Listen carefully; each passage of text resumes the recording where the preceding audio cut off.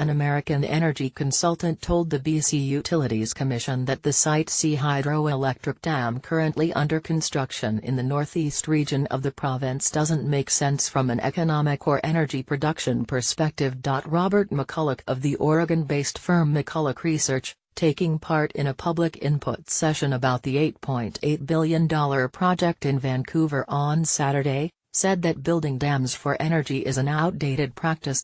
He said the cost of renewable energy sources like wind and solar have decreased dramatically in the last 5 years, and building a dam over the Peace River doesn't make sense. The era of big iron has passed, he said. We just have had a technological change that people are adjusting to now. We can actually save $1 billion by simply abandoning the project and going to other technologies.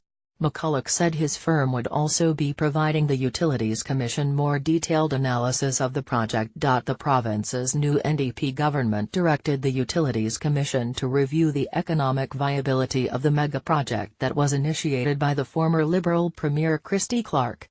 Proponents of the project have said it will create hundreds of jobs and support the province's future energy needs. Watch. Work begins on Site C generators. More than 100 people attended Saturday's session where 34 speakers were registered to voice their perspectives to the Commission. Galen Armstrong with the Sierra Club BC said although the dam will be located on the Peace River in the northeast region of the province, everyone will be paying for it in the years to come through increased hydro rates. The Utilities Commission released a preliminary report Tuesday that said BC Hydro had already spent $1.8 billion on construction by June 30, and the cost of cancelling the project would amount to $1.1 billion. But Armstrong said those costs don't suggest the project is past the point of no return, as it represents a fraction of the total project cost, and its cancellation would spare the environmental implications of flooding rich agricultural land.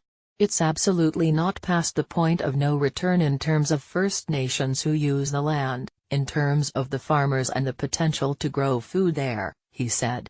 I'm very hopeful they'll make the right choice and end this project. The report also raised concerns that nearly half of the project's $794 million contingency budget has already been spent. But it also said information is lacking to determine whether the project is overall on budget. Site C would be the third dam on the Peace River, flooding an 83-kilometer stretch of valley, and has faced fierce opposition from local First Nations, landowners and farmers. 10 more public input sessions are scheduled across the province in the coming weeks, and a final report is expected to be delivered to the government on November 1.